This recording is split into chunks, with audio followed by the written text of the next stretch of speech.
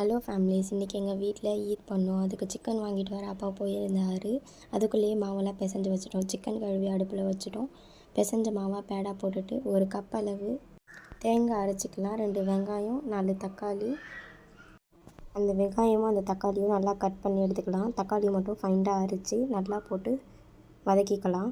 அந்த சிக்கனும் அந்த தேங்காயும் நல்லா வேகட்டும். அதுக்குள்ளேயே chicken masala, mutton masala, garam masala, red chilli powder எடுத்துக்கலாம்.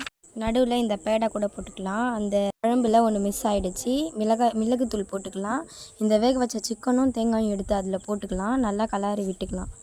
கொஞ்சம் நேரம் நல்லா அடிப்பிடிக்காமல் கலரி விட்டுடணும். கை விடாமல் கலரி விட்டுடணும். அப்புறமா அம்மா காரெல்லாம் கரெக்டாக இருக்குன்னு பார்க்க சொன்னாங்க. கரெக்டாக இருந்துச்சு. அப்புறமா சப்பாத்தி சுட ஆரம்பிச்சிட்டேன்.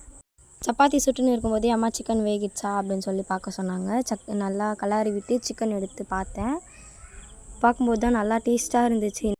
சப்பாத்தி செஞ்சு முடிஞ்ச உடனே எல்லாருக்கும் கொடுக்க ஆரம்பித்தேன். இந்த டே இப்படி தான்.